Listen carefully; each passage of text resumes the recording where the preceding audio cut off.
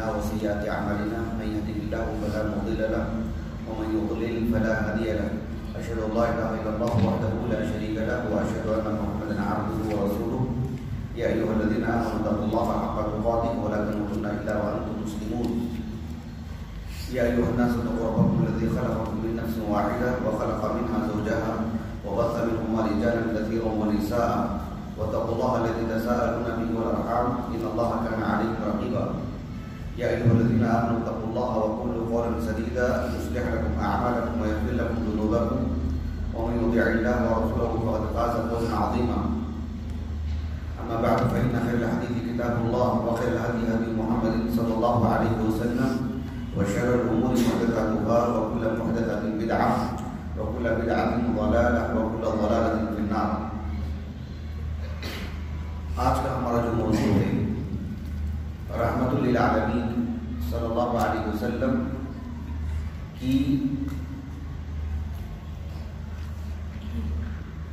رسول اللہ صلی اللہ علیہ وسلم کا نبوت سے پہلے 40 سالہ دور پڑھنے کی اہمیت، یعنی اس کا مرکزی موضوع ہے محمد صلی اللہ علیہ وسلم اعلان نبوت سے پہلے. سبھی مسلمان اس بات سے واقف ہیں کہ آپ علیہ السلام کی جو نبوت کی عمر ہے وہ 23 سال ہے. نبوت سے پہلے کی جو 40 سالہ زندگی ہے آپ کی، اس زندگی کو پڑھنا، اس کی کتنی ضرورت ہے، کتنی اہمیت ہے، اور اس کے بغیر اللہ کے رسول علیہ السلام کی 23 سالہ نبوت والی زندگی کو پڑھنے میں کتنا خلل ہوتا ہے، اس کا آپ اندازہ لگا سکتے ہیں. قرآن مجید میں اللہ سبحانہ و تعالیٰ نے آپ علیہ السلام کی 40 سالہ زندگی پر بھی گفتگو کی ہے. اللہ رب العالمین نے متعدد جگہوں پر آپ کی 40 سالہ زندگی کو آپ کی نبوت کے دلائل کے طور پر پیش کیا ہے.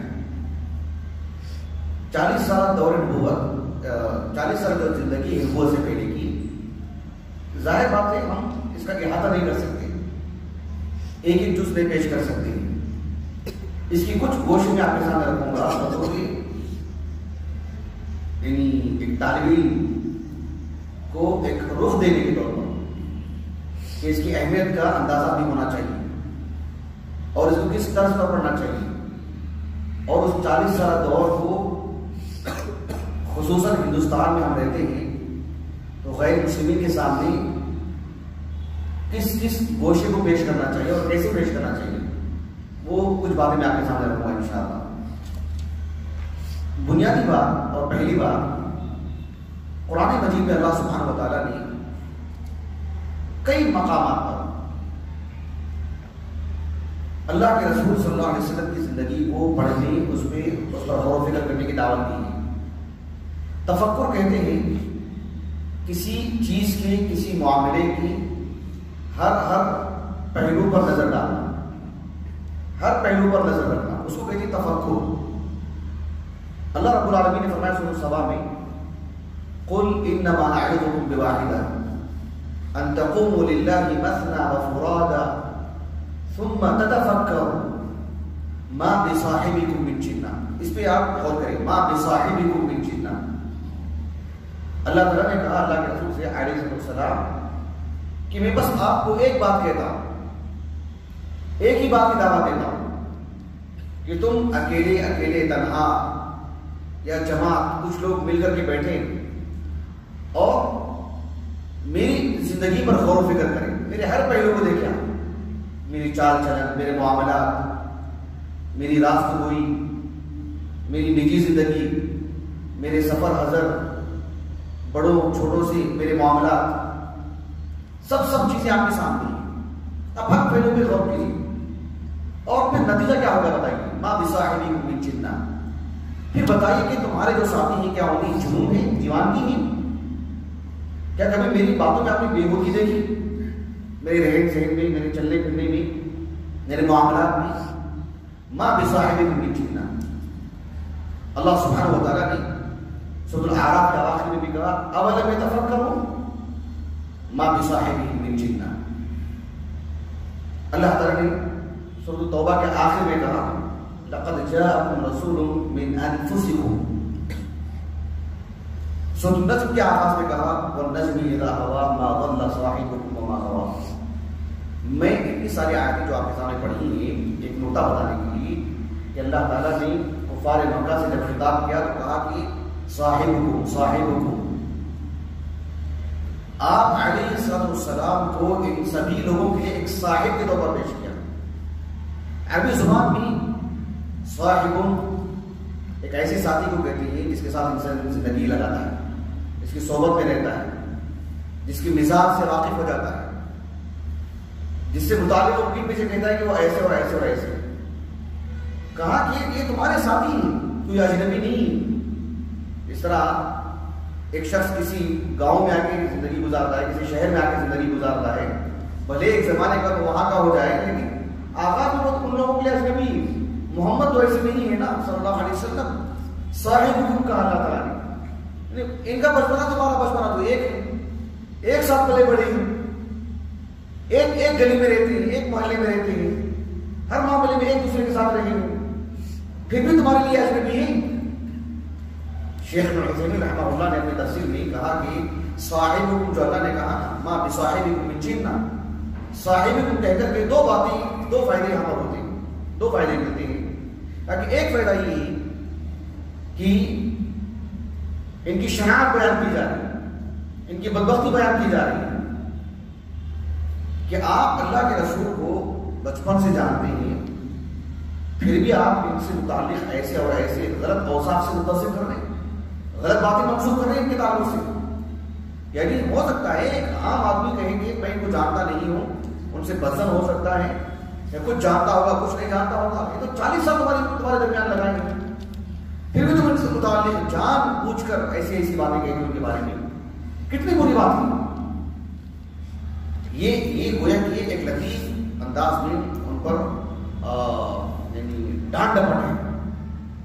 ایک دوسری بات ما بصاحبکم صاحبکم کہنے کا ایک فائدہ یہ بھی ہوتا ہے کہ دیگر لوگ محمد پر اعتراض کریں یا نبوت پر ان کی ایمان نہ لائیں صلی اللہ علیہ وسلم, ممکن ہے ان کے لیے ایک سبب ہو, ان کے لیے ہو سکتا ہے کوئی عذر ہو. تمہارے لیے کیا عذر ہے؟ ان کی تصدیق کرنے میں آپ کو پہل کرنی چاہیے. آپ اول رہی ان کی تصدیق میں, اس لیے کہ آپ کو بچپن سے جانتے ہیں. ما بصاحبکم صاحبکم کہہ کر کے اللہ سبحانہ و تعالیٰ نے گویا کہ ان کے جذبات کو تحریک دی رب العالمین. یہ بہت اہم چیز ہے. اسی لیے ہم دیکھتے ہیں صحابہ میں جو اسلام قبول کی اللہ کے جو صحابہ نے آغاز میں متعدد وجوہات ہیں. قرآن کی تاثیر کی وجہ سے یا آپ علیہ السلام کے اخلاق کی وجہ سے. ایک سبب یہ بھی ہے کہ وہ اللہ کے رسول کو بچپن سے جانتے تھے. آپ کی 40 سالہ زندگی کے سامنے تھی, اس 40 سالہ زندگی کو دیکھ کر کے بھی کچھ لوگوں نے اسلام قبول کیا, ایک بڑی تعداد. یعنی اللہ کے رسول پر اسلام, اللہ کے رسول پر ایمان کیوں لائے آپ؟ ان کی 40 سالہ زندگی کو دیکھ کر, یہ بھی نبوت سے پہلے کی زندگی کو دیکھ کر. آج بھی کوئی غیر مسلم اللہ کے رسول کی زندگی کو پڑھتا ہے اور 40 سالہ زندگی کو پڑھتا ہے, وہ آپ کی نبوت سے متعلق نظر کا شکار نہیں ہوگا, ایک بے چینی سی نہیں رہے گی اس کے پاس. آج آپ دیکھ لیجیے, ہم ہندوستان میں رہتے ہیں, باہر ممالک کا چھوڑیا, جتنے لوگ سیاست میں ہیں, سیاسی اعتبار سے جو سربراہ ہیں, ان کی شخصی زندگی پر لوگ کتنی باتیں کرتے ہیں. ان کی اسکول کی تعلیم سے لے کر, ان کی گھریلو معاملات سے لے کر, ان کی تجارت سے لے کر, ان کے بڑے عہدے پر آنے تک کتنی باتیں کی جاتی ہیں. حتیٰ کہ دینی نقطۂ نظر سے بھی لوگ کس قدر گفتگو کرتے ہیں کہ ایک داعی سے متعلق کبھی کبھار. لیکن اللہ کے رسول کی زندگی سبحان اللہ سب سے جدا.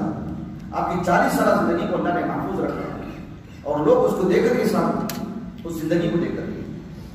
دو مثالیں آپ کے سامنے رکھتا ہوں. ایک حدیث مبارکہ ہے مسند احمد کی, جس میں جو حبشہ کا قصہ ہے ام سلمہ رضی اللہ عنہا اس کے راوی ہیں اور وہی بہت تفصیل سے اس پوری کارکردگی کو بتائی ہے. جعفر بن ابی طالب رضی اللہ عنہ کا جو محادثہ تھا، جو طویل گفتگو ہوئی ان کی بادشاہ سے، وہ ساری باتیں ام سلمہ رضی اللہ عنہ نے بیان کی. مسند احمد کی حدیث ہے، حسن درجے کی روایت ہے. یہ جو حدیث مبارکہ کا جو کتاب میں آپ کے سامنے پیش کر رہا ہوں، حدیث بہت طویل ہے. مسند احمد کے محققین نے اس حدیث مبارکہ کو حسن کہا ہے اس لیے کہ اس میں محمد بن اسحاق بن یسار المطلبی رحمہ اللہ صاحب المغازی وہ صدوق راوی ہیں لیکن وہ مدلس بھی نہیں، لیکن اس میں انہوں نے سماع کی صراحت کی تحدیث. امام زہری رحمہ اللہ سے وہ روایت کرتے ہیں اور کہا کہ حدثنی محمد بن مسلم، ایسے انہوں نے کہا. یہ حسن درجے کی روایت ہے. جعفر بن ابی طالب رضی اللہ عنہ سے جب اللہ کے رسول سے متعلق پوچھا گیا کہ آپ اوپر ایمان لائے ہیں، وہ کون ہیں، ان کی کیا تعلیمات ہیں، تو جعفر بن ابی طالب رضی اللہ عنہ نے کیا کہا؟ وہ قابل غور ہے. آپ نے کہا بعث اللہ فینا رسولا، بعث اللہ فینا رسولا منا، رسولا منا، اللہ تعالیٰ نے ہمارے درمیان ایک رسول کو بھیجا ہے جو ہم میں سے ہیں، کوئی باہر سے نہیں آئے ہیں، وہ ہم میں سے ہیں. نعرف نسبہ وصفہ، کتنی بڑی بات دیکھ رہے ہیں آپ. نعرف نسبہ وصفہ وصدقہ وامانتہ وعفافہ، ان کی بات بازی، ان کی سچائی، ان کا نسب نامہ کیا ہے ہمیں معلوم. حالانکہ جعفر بن ابی طالب رضی اللہ عنہ آپ کے خاندان کی، آپ کے چچیرے بھائی ہیں، ابو طالب کے فرزند ہیں، لیکن دیکھو سبحان اللہ آپ پر ایمان لائے.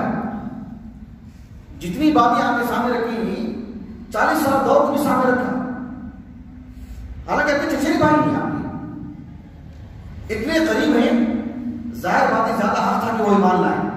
اور یہی کہا انہوں نے نعرف نسبہ وصفہ وامانتہ وصدقہ وعفافہ، یہ سب باتیں انہوں نے ان کے سامنے رکھی. اس وجہ سے ان پر ایمان لائے. یہ چھوٹی موٹی بات نہیں ہے. عہد فاروقی میں عمر بن خطاب رضی اللہ عنہ نے مغیرہ بن شعبہ رضی اللہ عنہ کو جب بحرین بھیجا تھا، بحرین آج کا بحرین نہیں جس کی راجدھانی منامہ ہے، بحرین جو جس پر کسرا کی حکومت ہوتی تھی، ایران کی حکومت ہوتی تھی. جب آپ نے بھیجا ان کی طرف ایران کی فتح کے لیے، متعدد صحابہ تھے اس وقت، سعد بن وقاص رضی اللہ عنہ کی قیادت میں. کسرا نے کہا کہ جو میں ایک شخص سے بات کرنا چاہتا ہوں، تم میں سے کسی کو نمائندہ بنا کر کے میرے پاس بھیجو، میں ان سے بات کرنا چاہتا ہوں. مغیرہ بن شعبہ رضی اللہ عنہ کو بھیجا گیا. یہ حدیث بخاری میں، صحیح بخاری میں کتاب الجزیہ والموادعہ، طویل حدیث ہے. کسرا سے کافی باتیں ہوئی ان سے، مغیرہ بن شعبہ رضی اللہ عنہ سے. کوفہ میں انتقال ہوا تھا 50 ہجری کو.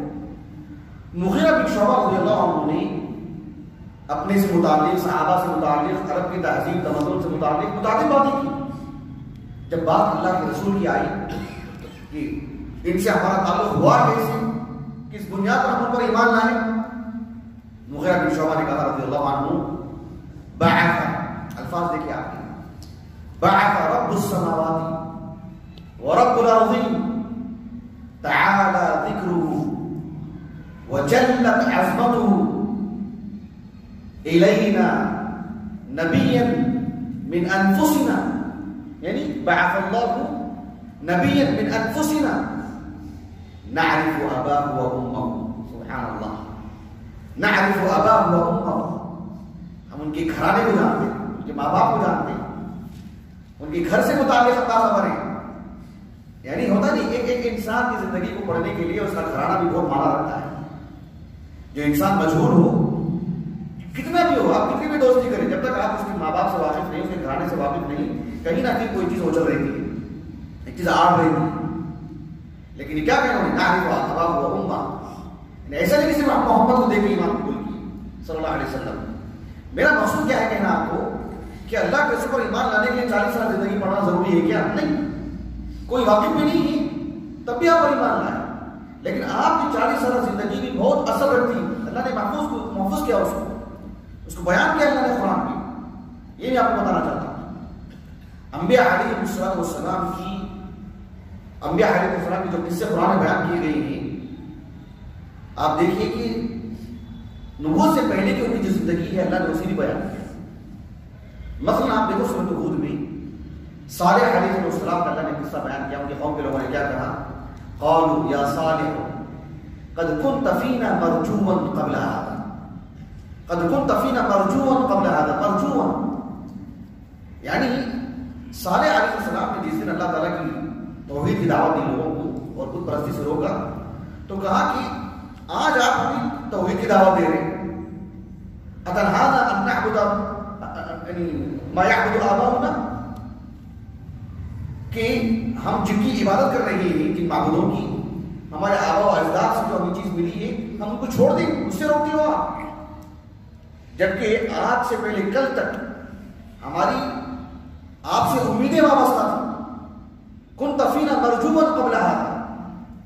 آپ کے اندر جو جوہری صفات ہیں، جو اعلیٰ معیار ہے آپ کا، عقل جو مضبوط ہے آپ کی، جو صاحب رائے ہیں آپ، اور جو آپ کے اندر جو متعدد صفات ہیں، عمدہ صفات ہیں، ہماری دلی تمنا یہ تھی کہ آپ ہمارے سردار بننے والے ہیں، آپ ہمارے قائد بننے والے ہیں، آپ ہی ہیں جو ہمارے سب کچھ ہیں. لیکن آپ دیکھو ہمارے راستے سے ہٹ چکے. سمجھ رہے ہو اس بات کو؟ یعنی گویا کہ صالح علیہ السلام کی نبوت سے پہلے کی پوری زندگی ان کے سامنے کس طرح کی تھی؟ وہ ان کو قائد بنانے کے لیے تیار تھے. كنت فينا مرجوا قبل هذا. یہ قابل غور بات ہے. موسیٰ علیہ السلام کا تذکرہ قرآن مجید میں سب سے زیادہ سورۃ القصص اٹھا کے دیکھ لیجیے آپ. اللہ تعالیٰ نے کہا بالکل آغاز میں وَأَوْحَيْنَا إِلَىٰ أُمِّ مُوسَىٰ أَنْ أَرْضِعِيهِ فَإِذَا خِفْتِ عَلَيْهِ فَأَلْقِيهِ فِي الْيَمِّ. یہ تو آپ اس وقت قصہ ہے جب آپ شیخا بچے تھے، گود کے بچے تھے. وہاں سے لے کر کے اللہ تعالیٰ نے کہا فَلَمَّا قَضَىٰ مُوسَى الْأَجَلَ وَسَارَ بِأَهْلِهِ آنَسَ مِن جَانِبِ الطُّورِ نَارًا. جو آپ دے کر کے آپ جانے لگے آگ لینے کے لیے، جہاں سے آپ کو نبوت ملی. یعنی آپ گود کے بچے تھے، وہاں سے لے کر کے آپ کی جو نبوت کا جو دور ہے وہاں تک پورا دور اللہ نے بیان کیا. اس میں بیدار جوانی بھی اللہ نے بیان کیا کہ ایک لڑکی اپنے والد سے آپ کا تعارف کراتی ہے کہ آپ کے اوصاف کیا ہیں جسمانی اعتبار سے، اندرون کیسا ہے آپ کا. ایک تنہا لڑکی موسیٰ علیہ السلام کے پاس جاتی ہے اور اپنے والد کے پاس اسے لے کر آتی ہے. کتنے اعتبار اور اطمینان سے گئی ہوگی وہ. اور وہ لڑکی بھی کوئی ایسی ویسی نہیں. اللہ نے کسی بھی نبی کے لیے خائنہ کا انتخاب نہیں کیا ہے، کسی خیال کرنے والے عورت کا انتخاب نہیں کیا رب العالمین نے، کسی بدچلن اور فاحشہ عورت کا انتخاب نہیں کیا اللہ تعالیٰ نے. ایک عورت، ایک لڑکی اللہ موسیٰ علیہ السلام کے پاس جاتی ہے جب آپ کو نبوت تک نہیں ملی ہے آپ کو، اور آپ کو لے کر کے اپنے والد کے پاس تک آتی ہے. کتنا اعتماد رہا ہوگا ان پر، اور کتنی بیدار جوانی رہی ہوگی موسیٰ کی علیہ السلام. یعنی اللہ سبحانہ و تعالیٰ نے وہ کردار کیوں بیان کیا آپ کی نبوت سے پہلے کا؟ اگر ہم مستقبل میں جائیں تو اسے مستقل ایک طویل وقت چاہیے. میں آپ کو بس یہ جزوی طور پر بات آپ کے سامنے رکھ رہا ہوں کہ نبوت سے پہلے کی زندگی ہے بہت معنی رکھتی ہے، اس کو پڑھنا چاہیے، خصوصاً جب اللہ کے رسول کی بات کرتے ہیں. اللہ تعالیٰ نے کہا قرآن مجید میں سورۃ یونس میں قُلْ لَوْ شَاءَ اللَّهُ مَا تَلَوْتُهُ عَلَيْكُمْ وَلَا أَدْرَاكُمْ بِهِ فَقَدْ لَبِثْتُ فِيكُمْ عُمُرًا مِّن قَبْلِهِ. آپ اس آیت کریمہ کا سیاق دیکھیے. کفار مکہ نے جب اللہ کے رسول سے اس بات کا مطالبہ کیا کہ جو باتیں آپ پر وحی کے طور پر نازل ہو رہی ہیں جس میں ہمارے معبودان باطلہ کی عیب جوئی اس میں ہو رہی ہے، ان کے تعلق سے برا بھلا کہا جا رہا ہے، آپ ان باتوں کو ترک کر دیں، کچھ اور باتیں بھی سنائیں آپ جس سے کچھ ہمارے لیے بھی تسکین کی بات ہو، کچھ باتیں ہمارے لیے موافق ہوں. اللہ کے رسول نے کتنی بڑی بات کی. قُلْ لَوْ شَاءَ اللَّهُ مَا تَلَوْتُهُ عَلَيْكُمْ وَلَا أَدْرَاكُمْ بِهِ فَقَدْ لَبِثْتُ فِيكُمْ عُمُرًا مِّن قَبْلِهِ. آپ اس آیت کریمہ کا سیاق سے پہلے والی بھی آیت کریمہ پڑھ کر کے دیکھیے آپ. وَإِذَا تُتْلَىٰ عَلَيْهِمْ آيَاتُنَا بَيِّنَاتٍ. یعنی آپ چاہتے ہیں کہ میں اللہ کے کلام میں کذب سے کام لوں، افتراء سے کام لوں، جھوٹ سے کام لوں، جبکہ میری 40 سالہ زندگی تمہارے درمیان ہے. فقط لبثت فیکم عمرا من قبلی. کیا میں نے کسی انسان کے نام پہ کبھی جھوٹ بولا؟ میں نے کبھی میں نے کسی کے نام پر جھوٹ کہا؟ میں نے 40 سالہ زندگی میری آپ کے سامنے ہے، اور آپ چاہتے ہیں کہ آپ رب العالمین کے نام پہ جھوٹ بولوں؟ سبحان اللہ، کتنی بڑی بات ہے. رب دیکھ رہے ہیں آپ، اللہ سبحانہ و تعالیٰ نے آپ کی 40 سالہ زندگی کو بیان کیا اور کہا سورۃ الضحیٰ میں ألم يجدك يتيما فآوى ووجدك ضالا فهدى ووجدك ضالا فهدى. یہ آپ کی بڑھتی عمر سے متعلق گفتگو ہے. ألم يجدك يتيما فآوى، یتیم تو قبل البلوغ، بلوغ سے پہلے کی عمر ہے. ووجدك ضالا فهدى، ایک چھوٹا بچہ کیسے رائے حق کی تلاش میں نکلے گا بتائیے؟ ایک بڑی عمر کا آدمی، اس کی عمر بڑھ چکی ہو، عقل مضبوط ہو چکی ہو، اب وہ حق اور باطل میں تمیز کرنے کی سوچتا ہے. کہا کہ ووجدک ضالا، آپ رائے حق کی متلاشی تھے، اللہ نے آپ کو ہدایت دی. ووجدک ضالا فہدی، وہ ہے کہ آپ کی 40 سالہ دور پر گفتگو کی جا رہی دونوں آیتوں میں نہایت اختصار کے ساتھ. کتنی جامعیت ملے گی آپ. تو اللہ کے رسول کی نبوت سے پہلے کی زندگی پڑھنے کی یہ اہمیت اور ضرورت کے طور پر میں نے آپ کے سامنے رکھا. ہم جتنے لوگ یہاں پر بیٹھے ہوئے سب بڑی جماعت کے ہیں، ہم سب اصول حدیث پڑھ چکے ہیں. حدیث کی جو تعریف کی جاتی ہے، حدیث کی یعنی مجرد حدیث کہہ رہا ہوں، الحدیث المرفوع، الحدیث الصحیح نہیں، الحدیث المرفوع. کس کو کہتے ہیں الحدیث المرفوع؟ کیا تعریف ہے اس کی؟ ما اضیف الی النبی صلی اللہ علیہ وسلم من قول او فعل او تقریر. یہ بالکل عام ہے. مصطلح الحدیث پر لکھی گئی سبھی کتابوں میں الفاظ کی کچھ رد و بدل کے ساتھ سیاق کچھ بدل کر کے رہے گا، لیکن بات ایک ہی ہے. سب جانتے ہیں معروف الحدیث المرفوع. شیخ الاسلام ابن تیمیہ رحمہ اللہ سے ان کے جو مجموع الفتاوی ہے جلد نمبر 18 اور بالکل اس کا آغاز پہلے صفحے سے پڑھ کے آئیے 10 صفحے تک، جو باتیں میں آپ کو بتا رہا ہوں خلاصہ کر کے. شیخ الاسلام ابن تیمیہ رحمہ اللہ سے حدیث کی تعریف پوچھی گئی کہ حدیث کی تعریف کیا. تقریباً 5-6 سوالات کیے گئے آپ سے، اس میں سے ایک سوال کی ہوئی. شیخ الاسلام ابن تیمیہ رحمہ اللہ نے کہا، جو محدثین کے پاس حدیث کی تعریف ہے اس کو نقل کرنے کے بعد کہا کہ ان حدیث الرسول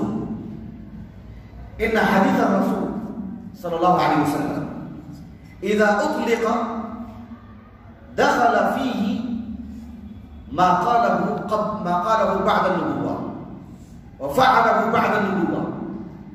جب حدیث کہتے ہیں تو اس میں وہی باتیں آتی ہیں جو اللہ کے رسول نے نبوت کے بعد کہا ہو، جو اللہ کے رسول نے نبوت کے بعد کیا ہو. ما اضیف الی النبی صلی اللہ علیہ وسلم من قول، یعنی ما قاله بعد النبوة، او فعل ای ما فعله بعد النبوة. ما قاله قبل النبوة وہ حدیث کی تعریف میں ہے نہیں، سمجھے اس بات کو. لیکن کچھ باتوں کے بعد شیخ الاسلام ابن تیمیہ رحمہ اللہ نے ایک بات یہ بھی لکھا، کہا کہ جب ہم حدیث کہتے ہیں تو کچھ چیزیں ایسی بھی ہوتی ہیں وقد يدخل فيها بعض اخباره قبل النبوة وبعض سیرته قبل النبوة. جب ہم محدثین کے پاس حدیث کہتے ہیں تو اس میں اللہ کے رسول کی سیرت کا ایک بڑا حصہ اس میں داخل ہوتا ہے، جس میں اللہ کے رسول کی حسن سیرت ہے، آپ کا نسب نامہ ہے، آپ کے اقربا ہیں، آپ کے سالوں سے جو شقے صدر والا جو واقعہ ہے، آپ کی تجارت سے متعلق جو اچھی باتیں ہیں، جو آپ کے زواج سے متعلق بات ہے، آپ کا امی ہونا، لا یکتب ولا یقرأ، آپ لکھنا پڑھنا جانتے نہیں تھے، یہ سب چیزیں بڑی اہم ہیں. کیوں؟ قرآن نے بیان کیا اس کو. بات میں واضح ہو رہی ہے آپ کو. کہا کہ حدیث کی وسعت میں یہ بھی داخل ہے، بھلے ہی محدثین کے پاس حدیث کے خاص معنی میں. شیخ الاسلام ابن تیمیہ رحمہ اللہ نے ایک جگہ پر جو مجموع الفتاوی ہے جلد نمبر 10 میں صفحہ نمبر غالباً میں سمجھتا ہوں 393 آپ دیکھ لیجیے. شیخ الاسلام ابن تیمیہ رحمہ اللہ سے اس بات سے متعلق کہ جو صوفیہ کے غالب قسم جو صوفیہ ہیں، جو خلوت نشینی کو ایک عبادت سمجھتے ہیں اس معنی میں کہ کبھی غار حرا چلے جائے، کبھی کسی جگہ مراقبے کے طور پر بیٹھ جائے 40 دن، کبھی غار حرا میں چلے جائیں اور اپنی کسی گھر میں یا کسی خانقاہ میں بیٹھ جائیں اور استدلال کریں کہ اللہ کے رسول دیکھو غار حرا میں جا کر کے بیٹھا کرتے تھے، تو شیخ الاسلام ابن تیمیہ رحمہ اللہ نے کہا کہ اللہ کے رسول صلی اللہ علیہ وسلم جو غار حرا میں تھے نا، وہ نبوت سے پہلے، وہ نبوت سے پہلے آپ علیہ السلام کو نبوت ملنے کے بعد آپ 13 سال مکے میں تھے، کبھی آپ غار حرا نہیں گیا، آپ علیہ السلام مدینہ گئے اور آپ صلح حدیبیہ بھی، حدیبیہ میں صلح ہونے کے بعد واپس چلے گئے، دوسرے سال آپ آئے، آپ نے عمرہ کیا، فتح مکہ کی مناسبت سے بھی آپ تھی، تقریباً 12 دن تھے آپ، حجۃ الوداع کے موقع پر بھی اللہ کے رسول صلی اللہ علیہ وسلم جو ہے تقریباً کافی عرصہ رہے، کبھی آپ غار حرا نہیں گئے، نہ صحابہ میں سے کوئی گئے، تو آپ کا وہ عمل نبوت سے پہلے کا ہے، نبوت کے بعد میں اس سے استقلال نہیں کیا جا سکتا، ایسے کہتے ہیں رحمہ اللہ۔ اور شیخ الاسلام ابن تیمیہ رحمہ اللہ نے کہا وَإِن شَرَعَهُ اللَّهُ وَإِن شَرَعَهُ بَعْدَ النُّبُوَّةِ نَحْنُ مَأْمُورُونَ بِاتِّبَاعِهِ فِيهِ وَإِلَّا فَلَا۔ نبوت کے بعد اللہ کے رسول کا کوئی معاملہ ہو تو بتائیے، وہ ہمارے لیے شریعت ہے، ہم مکلف ہیں اس کو اپنی زندگی میں لانے کی، اس پر عمل کرنے کی، وَإِلَّا فَلَا۔ نبوت سے پہلے کا نہیں، یعنی نبوت سے پہلے کی زندگی کو اگر آپ بطور دلیل استدلال کرتے ہیں، حجت کے طور پر پیش کرتے ہیں، تو نبوت کی بعد کی زندگی سے میل کھانا چاہیے، اس کے موافق ہونا چاہیے، اگر نہیں ہے تو پھر وہ نہیں، حدیث کی تعریف میں چیز داخل نہیں ہوگی۔ یہ بات میں کیوں بتا رہا ہوں آپ کو؟ یہ بتانے کے لیے اہمیت دیکھیے آپ، نبوت سے پہلے کی 40 سال زندگی کو کتنی انہمام سے پڑھنا چاہیے کہ جتنی وہ اہم ہے، ضرورت ہے اس کی، اسے کوئی مطلب تلاش اور کھلواڑ بھی نہ کر سکے، اس سے غلط استدلال بھی نہ کر سکے، اس سے کوئی مسلمان کوئی غیر مسلم کوئی بھی مسلم اس سے کھیلتے ہیں، معروف قضیہ ہے۔ جیسے صوفیہ کا ایک استدلال دیکھ لیجیے آپ، اللہ کے رسول کی نبوت سے پہلے کی جو 40 سال زندگی ہے اس سے متعلق طرح طرح کی گفتگو کرتے ہیں مستشرقین، تو اس 40 سال زندگی کو بھی بڑی اہمیت سے پڑھنے کی ضرورت ہے۔ آپ علیہ السلام کی جو 40 سال زندگی ہے اس کی کچھ گوشے میں آپ کے سامنے رکھتا ہوں، کچھ پہلو میں آپ کے سامنے رکھتا ہوں۔ ایک بہت ہی اہم پہلو ہے، بڑا پہلو ہے، وہ اللہ کے رسول کا نسب نامہ۔ آپ کا نسب نامہ اتنا صاف شفاف عمدہ عالی معیاری ہے، اللہ کے رسول صلی اللہ علیہ وسلم کا نسب نامہ اگر آپ کو یاد بھی نہ ہو تو آپ یاد کریں، نہیں بھی یاد ہو تو دیکھ کے کبھی لکھا کریں، پڑھا کریں، کوئی حرج نہیں ہے، لیکن معلوم ہونا چاہیے کہ یہ دنیا کا کتنا صاف شفاف عمدہ عالی نسب نامہ ہے، کتنا عمدہ نسب نامہ ہے۔ عربوں کے ہاں انساب کا کتنا لحاظ رکھا جاتا ہے، ان میں اللہ کے رسول صلی اللہ علیہ وسلم، آپ علیہ السلام کا نسب نامہ آپ میں سے کسی کو یاد ہے؟ کسی کو یاد ہے؟ چلیے بولتے جائیے، محمد صلی اللہ علیہ وسلم، ابن عبداللہ، ابن عبد المطلب، ابن ہاشم، ابن عبد المناف، ابن قصی، ابن کلاب، ابن مرہ، ابن کعب، ابن لوئی، ابن غالب، ابن فار، یہی قریش، ابن فار کے بعد ابن مالک، ابن نضر، ابن کنانہ، ابن خزیمہ، ابن مدرکہ، ابن الیاس، ابن مضر، ابن نزار، ابن معد، ابن عدنان۔ اب غور کیجیے آپ، اللہ کے رسول کا یہ جو نسب نامہ ہے ایک معمولی بات نہیں ہے۔ اگر آپ نے اس نسب نامے کو اچھے سے سنا ہوگا، ایک حدیث مبارکہ میں آپ کو سناتا ہوں، اس سے آپ غور کیجیے، اللہ کے رسول صلی اللہ علیہ وسلم کے نسب نامے میں کتنی شفافیت ہے، کتنا خالص نسب نامہ ہے آپ کا، اور آپ کس قدر اعلیٰ معیار پر ہیں، آپ غور کیجیے۔ ایک حدیث مبارکہ ہے صحیح مسلم کی کتاب الفضائل میں، امام نووی نے باب قائم کیا، باب فضل نسب النبی صلی اللہ علیہ وسلم۔ ایک صحابی ہے واصلہ بن الاسقع رضی اللہ عنہ، 85 ہجری سے وفات ہوئی، 5 ہجری، ملک شام میں انتقال ہونے والے آخری صحابہ میں سے شمار ہوگا ان کا۔ واصلہ بن الاسقع رضی اللہ عنہ کہتے ہیں کہ رسول اللہ صلی اللہ علیہ وسلم کو میں نے یہ کہتے ہوئے سنا کہ ان اللہ اصطفى کنانۃ من ولد اسماعیل علیہ السلام کے آل اولاد میں اللہ تعالیٰ نے کنانہ کا انتخاب کیا۔ اگر آپ کو کنانہ نہیں معلوم ہے تو ان کی زندگی کو پڑھ کے دیکھیے کس قدر عظیم الشان انسان تھے کنانہ۔ ان اللہ اصطفى کنانۃ من ولد اسماعیل،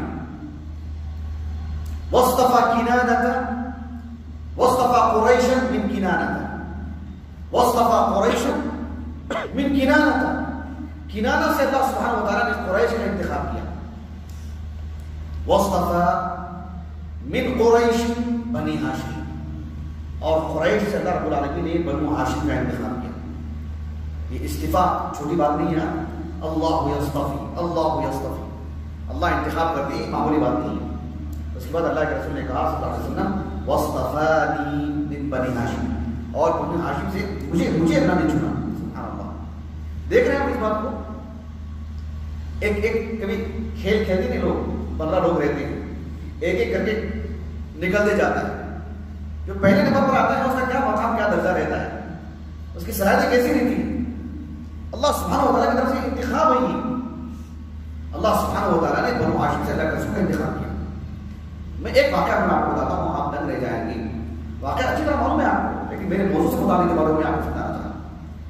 آپ علیہ السلام جب مکے سے مدینے کو گئے، بدر کا واقعہ، بدر کا حادثہ واقع ہونے سے پہلے آپ علیہ السلام نے جو ابو سفیان کا جو لشکر تھا، تجارت کا جو قافلہ تھا، اس کو حاصل کرنے کی آپ نے کوشش کی، اور وہ بتاتے نکل گیا. ابو مصطفیٰ نہیں تھے، وہ رضی اللہ عنہ پہنچ گئے. لیکن بدر کے حادثے کے بعد، احد کے حادثے کے بعد ان پر اتنی کڑی نگرانی کی گئی ان کی تجارتی قافلوں کی کہ بہت ہی تنگی محسوس کرنے لگے لوگ. آپ عرب کا جغرافیہ اٹھا کر کے دیکھیے، مکے سے ملک شام جانا ہو تو پھر مدینے سے ہو کر کے ساحلی علاقہ بآسانی مدینے کے لوگ ان پر حملہ کر سکتے تھے، ان پر لوگ لگا سکتے تھے، آسان نہیں تھا ان کے لیے. اس کی وجہ سے ان کی جو تجارتی قافلے جایا کرتے تھے وہ رک گئے، بھوک پیاس کی شکار ہو گئی، کمر ٹوٹ گئی. حدیبیہ بھی اتنی آسانی سے صلح کے لیے آگے نہیں بڑھے، ان کی کمر ٹوٹ گئی تھی. لیکن صلح حدیبیہ کے بعد ان کے لیے راستہ کھلا اور یہ ملک شام کے لیے جانے لگے تجارت کو. ابو سفیان کے ساتھ تقریباً 30 لوگ تھے، جیسے کہ ابن حجر نے فتح الباری میں لکھا ہے، امام نووی وغیرہ تو کچھ نام بھی لکھے. 30 لوگ ابو سفیان کے ساتھ ملک شام گئے حدیبیہ کے بعد 7 ہجری کے آغاز میں. اور اس طرف اللہ کے رسول صلی اللہ علیہ وسلم کو جب مدینے کے جو پیچھے کا حصہ ہے، وہ ایک مدینے کا پچھلا حصہ ہے، مکے کی طرف سے راحت مل گئی تو آپ نے آگے کا رخ کیا خیبر کی طرف. جب خیبر جانے لگے تو آپ علیہ السلام نے بادشاہوں کو خطوط بھی لکھا. آپ نے ابو سفیان کا قافلہ فلسطین ملک شام پہنچنے سے پہلے اللہ کے رسول کا خط پہنچ گیا تھا. ہرقل بادشاہ جو کسریٰ کو شکست دے دیا تھا اور دنیا کا سب سے طاقتور بادشاہ بن گیا تھا، سپر پاور طاقت ہو گئی. اور یہاں پر یہ ابو سفیان کا قافلہ تجارت کے لیے غزہ جو ساحلی علاقہ ہے فلسطین کا، وہاں پہنچا ہوا تھا. بادشاہ کو کسی خط ملا، بادشاہ نے دیکھا کہ عربی میں خط ہے، اور اس نے دیکھا کہ کون ہے اہل عرب، انہیں میرے پاس لے کر کے آؤ. ابو سفیان کا قافلہ تھا تو لے کر پہنچا دیا گیا ان کے پاس. بادشاہ نے متعدد سوالات کیے ان کے سامنے، سب جانتے ہیں اس بات کو، لیکن میرے موضوع سے متعلق جو بات ہے وہ میں آپ کو بتانا چاہتا ہوں. صحیح بخاری کی جو حدیث الحرق ہے، معروف حدیث طویل، آپ دیکھیے کتاب البدیع الوحی میں بھی ہے، کتاب الجہاد میں بھی ہے، کتاب التفسیر میں بھی ہے یہ حدیث مبارکہ. ابو سفیان رضی اللہ عنہ کہتے ہیں کان اول ما سألنی عنہ، ہرقل نے جو سب سے پہلے مجھ سے سوال کیا، کیا سوال کیا؟ کیف نسبہ فیکم. سبحان اللہ، اللہ کے رسول نسب نامے کے اعتبار سے کیسے ہیں آپ کے درمیان؟ پہلا سوال کہا کہ کان اول ما سألنی عنہ، محمد کی شخصیت سے متعلق پہلا سوال کیف نسبہ فیکم، نسب حسب کے اعتبار سے کیسے ہو تم میں، گھرانہ کیسا ہے ان کا، کس گھر سے آئے ہیں؟ ابو سفیان نے کہا کہ هو فینا ذو نسب، هو فینا ذو نسب. سبحان اللہ، وہ کر رہے ہیں هو فینا ذو نسب، یعنی ذو نسب عالی، ذو نسب عظیم. یہ معنی میں عربی زبان میں کوئی بھی اسم نکرہ ہوتا ہے اس کی متعدد اقسام ہیں. کبھی اسم نکرہ ہوتا ہے تعظیم کے لیے، تفخیم کے لیے، کسی چیز کو بڑا بنانے کے لیے. فَأْذَنُوا بِحَرْبٍ مِّنَ اللَّهِ، حرب نکرہ ہے نا، بحرب عظیم کس معنی، یعنی وفینا ذو نسب. دیکھ رہے ہیں آپ، پہلا سوال کس سے متعلق ہے؟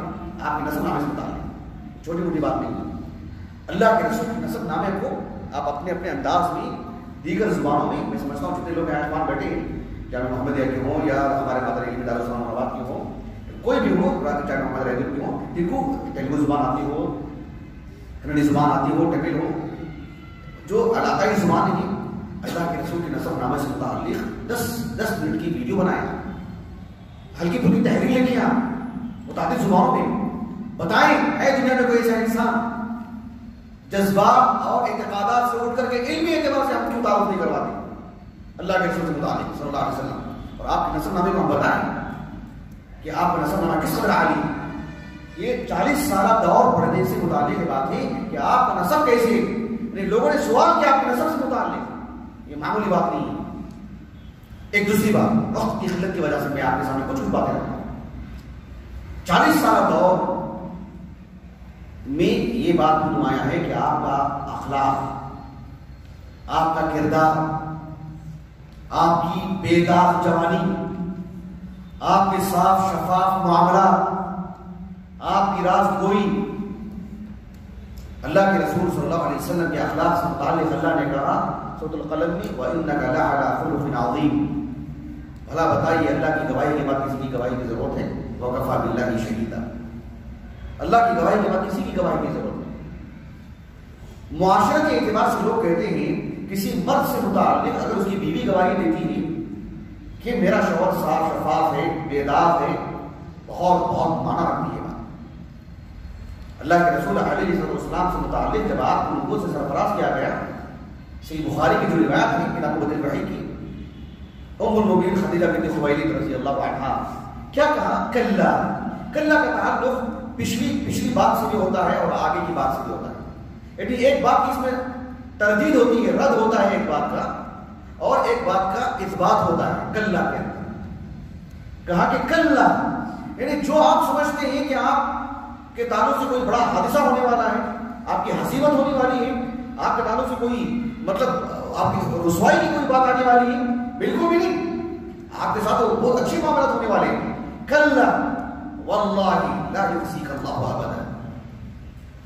یہ ایک بیوی جو ہے نا جذباتی باتیں نہیں تھی، دلائل کی روشنی میں کہا کہ انک لتصل الرحم، لتصل الرحم چھوٹی بات نہیں ہے، وتحمل الکلب وتکسب المعدوم وتکسب المعدوم وتعین علی نوائب الحق۔ اللہ کے رسول سے متعلق اتنی بڑی باتیں، وتقری الضیف، آپ علیہ السلام کا مظلوموں کا ساتھ دینا، غریبوں کا ساتھ دینا، حتیٰ کہ معاشرے میں ایسے لوگ جو کمانے کے قابل نہیں ہیں وہ تقسیم المعدوم، آپ جا کر کے ان کے لیے کما کے لا کے دیتے ہیں۔ یہ چھوٹی بات ہے کہ بتائیے، اور کون کہتی بیوی ارے میرے لیے وقت دیجیے نا، آپ دوسروں کے لیے وقت دے رہے، چھوٹی بات نہیں۔ اپنے گھروں پر سوچ کے دیکھو، ہم کسی سے متعلق کوئی معاملہ کرتے ہیں، گھر کے خواتین کیا حال چال رہتا ہے، لیکن عمر خدیجہ نے رضی اللہ عنہا کتنی بڑی بات کی اللہ کے رسول کے بارے میں، جو کمانے کے قابل نہیں ہے آپ ان کے لیے الگ سے وقت نکالتے ہیں، ان کو کما کے لا کے دیتے ہیں آپ۔ یہی تو اوصاف ہے جس کی وجہ سے شادی کی ہو رہی۔ یہ چھوٹی موٹی باتیں نہیں جو اللہ کے رسول کے بارے میں اتنی بڑی باتیں کی عمر خدیجہ نے رضی اللہ عنہا۔ اسی صرف گھر کا واقعہ نہیں بتا سکتے آپ اللہ کے رسول ہیں، آپ خاتم النبیین ہیں، آپ سید المرسلین ہیں، آپ کے بارے میں آپ کی گواہی، آپ سے متعلق گواہی پہلے دن دے دی آپ کی، ایک زمانہ آپ کے ساتھ زندگی گزارنے کے بعد تقریباً 15 سال آپ کے پاس آپ کی زوجے کی زندگی گزاری ہے۔ 15 سال میں اتنی جچی تو نہیں گفتگو، اتنا عمدہ خیال، پہلے دن بھی عشق میں ماری ہوئی ہے، کچھ بھی کہہ دیتے یہ بیوی، شوہر کچھ بھی کہہ دیتا اپنی بیوی کے بارے میں، نہیں 15 سال لگانے کے بعد، سبحان اللہ، یہ چھوٹی بات نہیں ہے اگر آپ غور کریں اللہ کے رسول سے متعلق آپ کا اخلاق دیکھیں اللہ کے رسول صلی اللہ علیہ وسلم۔ ابو سفیان سے متعلق میں نے کہا آپ کو حدیث ہرقل کی روشنی میں، ہرقل نے ابو سفیان سے کہا هل تتهمونه بالكذب قبل ان يقول ما قال، قبل ان يقول ما قال کیا مطلب، یعنی نبوت جب سے ملی ہے ان کو، نبوت ملنے سے پہلے کا جو دور ہے، هل تتهمونه بالكذب قبل ان يقول ما قال، 40 سال کی نبوت کی دور کی بات نہیں کر رہا ہوں میں، نبوت کی بات کریں تو 13 سال مکے کے اور حدیبیہ کا 6 سال اگر لگا لے 19 سال، تقریباً 20 سال کی صرف نبوت کے سال 20 سال، نبوت کا دور 20 سالہ دور ابو سفیان کے سامنے، مکے کے 13 سال اور حدیبیہ تک کے 6 سال اور جو ہے 7 سال کا آغاز، تقریباً 19-20 سال نبوت کی ابو سفیان کے سامنے موجود ہے اللہ کے رسول کی، لیکن اس سے متعلق سوال نہیں بادشاہ کا، هل تتهمونه بالكذب قبل ان يقول ما قال، نبوت کے اعلان سے پہلے کے جو 40 سالہ دور ہے اس میں کبھی آپ نے کو جھوٹا ثابت کیا ان کو، کبھی جھوٹ دیکھا ہی نہیں؟ ابو سفیان نے کہا کہ لا، ایک ہی جواب، بادشاہ نے کہا فعرفت انه لا يدع الكذب على الناس ثم يذهب فيكذب على الله، کہ میں یہیں سے سمجھ لیا، یہیں سے میں نے اندازہ لگا لیا، یہ 40 سالہ دور میں لوگوں کے درمیان لوگوں کے نام پر جھوٹ نہیں بولیں گے تو اس کے بعد اللہ کا نام لے کے کیسے جھوٹ بولیں گے؟ لوگوں کی اتنی عظمت ہے ان کی دلوں میں، لوگوں کا اتنا خیال رکھتے ہیں تو اللہ سبحانہ و تعالیٰ کی عظمت اس کے نام پر کیسے جھوٹ بول سکتے ہیں؟ اس لیے میں نے پوچھا آپ کو قبل ان یقول ما قال، اس وقت مجھے بتاؤ اس وقت جھوٹ بولیں گے؟ 40 سالہ دور نبوت کتنی عظیم الشان زندگی آپ کے اندازہ لگائیں۔ میں بالکل وقت میرا ختم ہونے جا رہا ہے، 10 منٹ 15 منٹ غالباً باقی میرے 25 کو میں نے شروع کیا تھا۔ تو آپ علیہ السلام کی زندگی سے متعلق ایک بات میں آپ کو یہ بھی بتاؤں کہ اللہ کے رسول صلی اللہ علیہ وسلم نبوت سے پہلے، یعنی جیسے ہم کہتے ہیں نا کہ سیدھے سارے انسان تھے، اپنی بیوی سے متعلق، لوگوں سے متعلق، تجارت سے متعلق سچ بولتے تھے، جھوٹ نہیں بولتے تھے، امانت دار انسان تھے۔ تو یہ جو سادگی جو ہم بیان کرتے ہیں ان سب چیزوں سے اٹھ کر کے میں آپ کو بات بتا رہا ہوں، اللہ کے رسول ایسے بھی سیدھے سادے انسان نہیں تھے جیسے عام طور پر لوگ ہوتے ہیں، جیسے ہم لوگ کہتے ہیں بڑا سیدھا سادہ انسان ہے، صبح کو کام میں جاتا ہے، شام میں اپنے گھر آ جاتا ہے، اپنے گھر میں رہتا ہے، اور پھر جو ہے کسی سے ایسے نہیں تھے اللہ کے رسول صلی اللہ علیہ وسلم، ایسے سیدھے سادے۔ آپ صلی اللہ علیہ وسلم کا سادہ معاملہ الگ تھا، میں جو کہنا چاہ رہا ہوں وہ ایک الگ بات ہے۔ آپ علیہ السلام معاشرے کے ان سیدھے سادے لوگوں کی طرح نہیں تھے جو بس اپنے کام سے تعلق رکھتے، آپ علیہ السلام بہت فعال انسان تھے، متحرک انسان تھے، جب بھی ظلم ہوتا اس کے خلاف کھڑے ہونے والوں میں آپ سب سے اول میں ہوتے، مظلوم کے ساتھ دینے کی بات آتی تو آپ پہل کرتے اس میں، کسی کا کچھ معاملہ ہوتا تو آپ پہل کرتے اس میں، کہیں کچھ خرابی دور کرنا ہے آپ پہل رہتے ہو، آپ پہل کرتے اس میں۔ ایک متحرک انسان، ایک جاندار انسان، معاشرہ کی طرف سے کچھ لوگوں کو دیکھتے ہیں معاملہ ان کا رہتا ہے، میرے گھر کا نہیں لیکن میں کھڑا رہتا ہوں ان کے گھر کے سامنے، معاملہ ان کا رہتا ہے وہ آدمی وہاں بھی نظر آتا ہے، معاملہ ان کا رہتا ہے وہ آدمی وہاں بھی نظر آتا ہے، اور لوگ اپنے اپنے گھروں کے مسائل اپنے گھر کے سرپرستوں کو چھوڑ کر کے کبھی ان کے دروازے کے پاس جاتے ہیں، ہمارے گھر کا مسئلہ حل کیجیے۔ تو معاشرے میں کچھ ایسے جو لوگ ہوتے ہیں اللہ کے رسول تو ان کے لیے بھی تو نمونہ ہے۔ آپ علیہ السلام یعنی ایک کامل انسان، ایک کامل رجولیت کے سارے اوصاف آپ کے اندر اور عمدگی کے ساتھ، تو ایسے بھی سیدھے سادے نہیں چل رہا کہ رسول صلی اللہ علیہ وسلم۔ میں آپ کے سامنے دو مثالیں رکھتا ہوں، سب جانتے ہیں لیکن میرے موضوع سے جوڑ کر کے بتا رہا ہوں بس میں آپ کو۔ حفظ الفضول دیکھ لیجیے آپ، حفظ الفضول کا کیا معاملہ ہے؟ یعنی آپ علیہ السلام کی عمر لگ بھگ ایک 20 سال کی عمر تھی، لگ بھگ 15 سے 20 سال کے درمیان کی عمر۔ حرب الفجار آپ نے سنا ہوگا، اللہ کے رسول صلی اللہ علیہ وسلم کی نبوت سے پہلے کی زندگی ہے اور اسلام سے پہلے کی جو عرب کی جو تاریخ ہے اس میں حرب الفجار ایک معروف معرکہ ہے، جو ایک طرف قریش اور بنو کنانہ ایک طرف ہو گئے تھے اور قیس ابن عیلان وہ قبیلہ ایک طرف تھا، دونوں کے درمیان لڑائی تھی اور عرصے تک لڑائی چلی ہو، حرمت والے مہینے میں لڑائی ہوئی ہو۔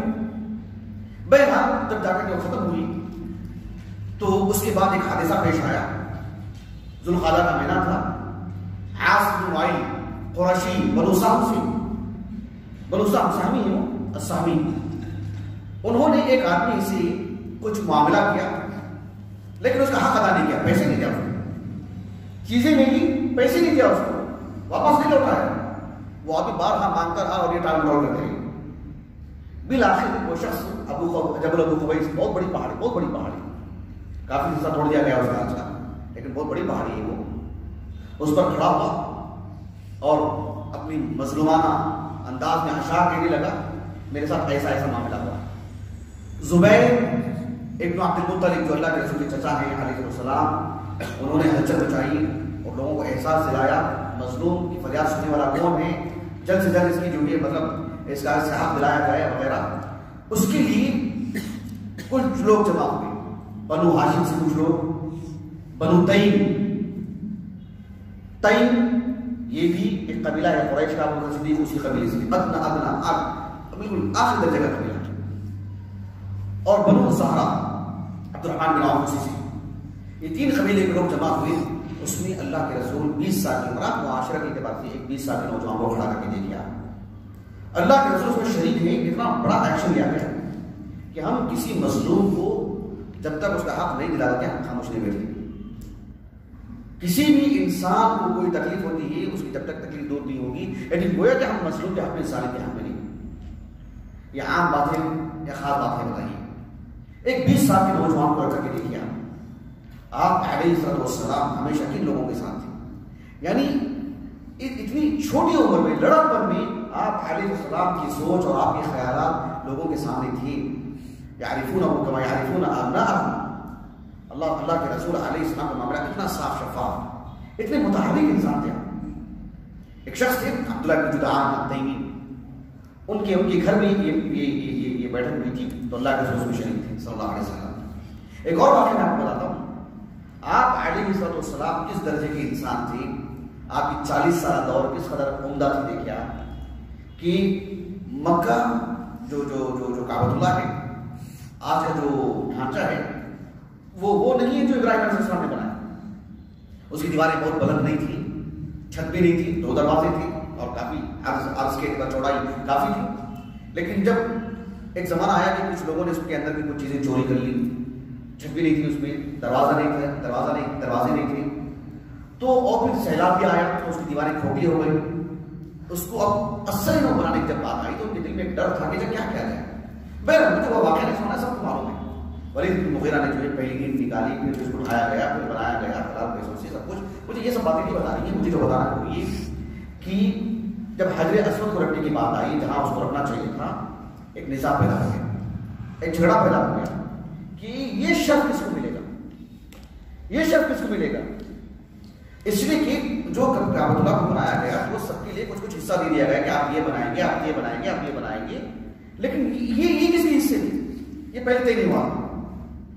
ام المؤمنین ام سلمہ رضی اللہ عنہا کے والد ابو امیہ بن المغیرہ المخزومی، انہوں نے لوگوں سے کہا کہ اجعلوا فیما بینکم تختلفون فی اول من يدخل من باب هذا المسجد یقضی بینکم فی۔ ایک کام کر لیں، کل صبح جو مسجد حرم کے اس دروازے سے داخل ہوگا پہلا شخص یقضی بینکم فی، وہی تمہارے درمیان سے فیصلہ کرے گا۔ اب اس کو حق مان لیں گے۔ ابن ہشام رحمہ اللہ نے اپنی سیرہ نبویہ میں اس کو بغیر سند کے اس قول کو پیش کیا، بغیر سند کی چیز آئے گی سند پر کلام کیا جائے، لیکن اس میں الفاظ ہے کہ جب اللہ کے رسول صلی اللہ علیہ وسلم مسجد حرم میں داخل ہوئے، سب سے پہلے داخل ہونے والوں میں سے تھے، تو لوگوں نے کہا کہ هذا الامین رضینا، هذا محمد صلی اللہ علیہ وسلم۔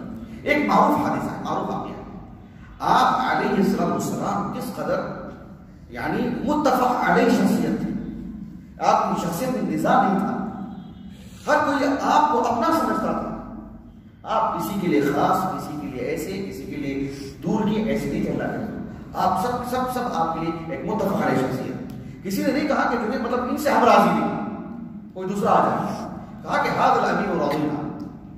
کتنی بڑی بات ہے سبحان اللہ۔ آپ علیہ السلام کی جو 40 سالہ دور ہے، اس سے متعلق ایک اور بات میں آپ کو بتاتا ہوں، وہی کہ آپ علیہ السلام کا جو 40 سالہ دور ہے اس میں آپ کا امی ہونا، لا یقرأ ولا یکتب، آپ کا ان پڑھ ہونا، یہ بھی ضرور اس کو نمایاں کرنا چاہیے۔ قرآن نے اس کو نمایاں کیا۔ ابن تیمیہ رحمہ اللہ نے آپ علیہ السلام کی قبل نبوت والی زندگی کو کہا کہ یہ اس کو نمایاں کرنا چاہیے، ایسے کہا ابن تیمیہ رحمہ اللہ نے۔ قرآن مجید نے کہا سورۃ الشورى کے بالکل اواخر میں، وَكَذَلِكَ أَوْحَيْنَا إِلَيْكَ رُوحًا مِّنْ أَمْرِنَا مَا كُنْتَ تَدْرِي مَا الْكِتَابُ وَلَا الْإِيمَانُ مَا كُنْتَ تَدْرِي مَا الْكِتَابُ وَلَا الْإِيمَانُ وَلَكِنْ جَعَلْنَاهُ نُورًا نَهْدِي بِهِ مَن نَّشَاءُ مِنْ عِبَادِنَا مَا كُنْتَ تَدْرِي مَا الْكِتَابُ وَلَا الْإِيمَانُ۔ یعنی یہ آج آپ کو اللہ نے کتاب دی ہے، آج اللہ نے آپ کو ایمان دیا ہے، لیکن کل کے دن آپ کو یہ بات پتہ ہی نہیں تھا، اس سے پہلے معلوم نہیں تھا آپ کو۔ اب بری بات بتائی، صرف معلوم نہیں تھا، اتنی سی بات نہیں، بلکہ اللہ تعالیٰ نے سورۃ القصص کے آخر میں کہا وَمَا كُنْتَ تَرْجُو أَن يُلْقَىٰ إِلَيْكَ الْكِتَابُ إِلَّا رَحْمَةً مِّن رَّبِّكَ، آپ کے دل میں کوئی خیال بھی نہیں گزرا ہے ایک آپ کو آج نبی بنانے والے ہیں، اس سے ایک گھنٹہ پہلے آپ کو پتہ ہی نہیں کہ آپ کو نبوت ملنے والی ہے۔ مَا كُنْتَ تَرْجُو أَن يُلْقَىٰ إِلَيْكَ الْكِتَابُ، اس بات کو رکھنا چاہیے، قرآن نے آپ کی نبوت کے دلائل میں سے پیش کیا ہے کہ آپ علیہ السلام خالص اللہ کے نبی، آپ کو پتہ نہیں ہے، اس لیے کہ پہلے کچھ خیالات تھے، سمجھ رہے بات کو آپ؟ جی یہ بڑی اہم چیز ہے۔ اللہ کے رسول صلی اللہ علیہ وسلم کا جو معمول تھا، ایک تو مکے کے لوگ تجارت کرتے تھے، اللہ کے رسول نے بکریاں بھی چرائیں، اس واقعے کو آپ عام واقعہ مت سمجھے، یہ آپ کی نبوت کی دلیل ہے۔ امام بخاری رحمہ اللہ نے اپنے الجامع الصحیح کی کتاب الایجاء میں ایک حدیث مبارکہ لائی ہے ابو ہریرہ رضی اللہ عنہ کی طریق سے کہ اللہ کے رسول نے کہا صلی اللہ علیہ وسلم ما بعث اللہ نبیا الا رعا الغنم، اللہ کے رسول سے پوچھا گیا کہ اللہ کے رسول وانت، آپ نے کہا کہ اللہ نے جس نبی کو بھی بھیجا ہے انہوں نے بکریاں چرائی، آپ نے بھی چرائی اللہ کے رسول؟ کہا کہ نعم كنت ارعاها على قراريط لاهل مکہ، بالکل چھوٹی سی پونجی پر میں نے پہلے مکہ کے لیے بکریاں چرائی۔ اس حدیث کو آپ عام حدیث نہ سمجھیں، دارالسلام ریاض کا جو مکتبہ ہے، یہاں سے جو کتب ستہ جو مترجم ہو کے آ رہی ہیں ہلکی پھلکی شرح کے ساتھ، سنن ابن ماجہ بھی مترجم ہو کے آئی ہے، دیکھا آپ نے؟ سبوں نے دیکھا ہے؟ مولانا عطا اللہ صالح ہمارے پڑوسی ملک کے عالم دین ہیں، انہوں نے اس حدیث مبارکہ کی شرح میں، یہ سنن ماجہ کی کتاب التجارات میں بھی، اس میں انہوں نے کہا کہ اس حدیث مبارکہ کی روشنی میں یہ بات معلوم ہوتی ہے کہ مرزا غلام محمد قادیانی جھوٹا ہے، کذاب ہے نبوت کے باب میں، نبوت کے اعلان میں، اس لیے کہ اس کی پوری زندگی بتاتی ہے کہ اس نے کبھی بکریاں نہیں چرائیں، اور اللہ کے رسول نے کہا ما بعث اللہ نبیا الا رعا، اور اس نے بکریاں نہیں چرائیں۔ یہ بھی ایک دلیل ہے اس کے نبی نہیں ہونے کی۔ تو اللہ کے رسول کی جو 40 سالہ دور ہے، اسے آپ عام زندگی کے طور پر نہ پڑھیں، یہ آپ کی نبوت جو آپ خاتم النبیین ہے، کوئی اور نبی آنے والا نہیں ہے جو آپ کی نبوت کی تصدیق کرنے کے لیے آئے۔ ومبشرا برسول یأتی من بعد اسمه احمد ومصدقا لما بین یدیہ من بین یدیہ، موسیٰ علیہ السلام کی تصدیق کے لیے بھی آئے تھے نا عیسیٰ علیہ السلام، اللہ کے رسول کی تصدیق کے لیے کون آئے گا؟ نبی تو آنے والی نہیں، تو معاملہ ایسا نہیں ہے۔ آپ کی 40 سالہ دور بہت نشان ہے پڑھنے کے لیے۔ میرے موضوع سے متعلق بالکل آخری بات، تقریباً 4-4.5 منٹ باقی میرے، بالکل آخری بات ہوئی ہے کہ آپ علیہ السلام کی زندگی جو 40 سالہ دور ہے وہ سے پہلے کی، اس نقطۂ نظر سے بھی پڑھنا چاہیے کہ آپ علیہ السلام خالص فطرت پر تھے۔ آپ نے کبھی بتوں کی عبادت نہیں کی، آپ نے کسی صنم کو چھوا نہیں، آپ نے کبھی قریب نہیں گئے ان کے، کبھی ان کے نام پر زبان نہیں کیا آپ نے، کبھی آپ نے کوئی چڑھاوا نہیں چڑھایا آپ نے، کبھی ان کے سامنے سجدہ نہیں کیا آپ نے، کبھی شراب نہیں پی آپ نے، کبھی آپ نے غیر اللہ کی عبادت نہیں کی، کبھی غیر اللہ کی قسم نہیں کھائی آپ نے۔ میں یہ بات کیوں بتا رہا ہوں؟ آپ دیکھیے بڑی تعداد میں غیر مسلمین اللہ کے رسول کے بارے میں کیا کہتے ہیں، آپ بڑے پیارے انسان تھے، بڑے اچھے انسان تھے، آپ صلح کرنے والے تھے، آپ کا اخلاق ایسا تھا، اور جو ہے یعنی آپ جو ہے مطلب غریبوں کے ایسے تھے، آپ مظلوموں کے ایسے تھے، سب کچھ اس نقطے کو کیوں نظر انداز کیا جا رہا ہے کہ آپ فطرت پر قائم تھے، آپ نے کبھی شرک نہیں کیا، آپ نے ہمارے بہت سارے پروگرام ہوتے ہیں جب بیٹے اہل حدیث کی طرف سے آپ نے دیکھا ہوگا، جہاں بہت سارے سوامیوں کو بلایا جاتا ہے، اور اللہ کے رسول کے بارے میں کیا کہتے ہیں؟ اللہ کے رسول امن کے رہبر تھے وغیرہ وغیرہ، کہتے نہیں کہتے؟ دیکھیں ہم ان کی نیک نیتی پر حملہ نہیں کرتے، ہم کہیں کہ یقیناً ان سے کہیں غلط فہمی ہو رہی ہے، چوک ہو رہی، وہ حق بنتا ہے کہ ان کو بتائیں۔ اللہ کے رسول کی زندگی میں اگر آپ 40 سالہ دور کو بھی اگر آپ سامنے رکھتے ہیں، آپ اس کو نظر انداز نہیں کر سکتے کہ آپ خالص فطرت پر تھے، آپ نے کبھی بتوں کی عبادت نہیں کیا۔ اللہ سبحانہ و تعالیٰ نے قرآن کریم میں کئی مقامات پر اللہ کے رسول علیہ السلام نے باتیں کہی، ان میں سے بات یہ بھی کہ آپ کا معاملہ صاف شفاف، حدیث مبارک حدیث ابی ہریرہ سے بخاری کی، کل مولود یولد علی الفطرہ، آپ فطرت پر قائم تھے، فطرت اللہ التي فطر الناس علیہا۔ آپ علیہ السلام کی طرح ایک شخص کو اس میں نمونہ بنانا چاہیے، اس تک حق نہیں پہنچائے، دین نہیں پہنچائے، یعنی بت پرستی اس نے قبول کر لی، کا مطلب کہ فطرت مات پڑ گئی اس کی، فطرت متاثر ہو گئی اس کی۔ ہم بہت سارے غیر مسلم کو دیکھتے ہیں آج بھی جو بھلے ہی کسی غیر مسلم گھر میں پیدا ہوتے ہیں لیکن بڑھتی بڑھتی عمر میں وہ ان سب چیزوں سے بیزار ہوتے ہیں کہ بھئی ہمارے معبود تو نہیں ہو سکتے، حق کیا ہے ہمیں نہیں معلوم لیکن اتنا تو معلوم ہے کہ یہ تو حق نہیں ہے۔ ایسے لوگ آج بھی آپ میدان میں جائیں گے تو معلوم ہوگا ایسے، اور اس طرح کے لوگ اسلام قبول کرتے ہیں اور اللہ کے رسول تو ان کے رئیس ہیں۔ آپ علیہ السلام اور دیگر انبیاء آپ کی اس بات میں نسبت ہیں کہ آپ نے کبھی بتوں کی عبادت نہیں کی۔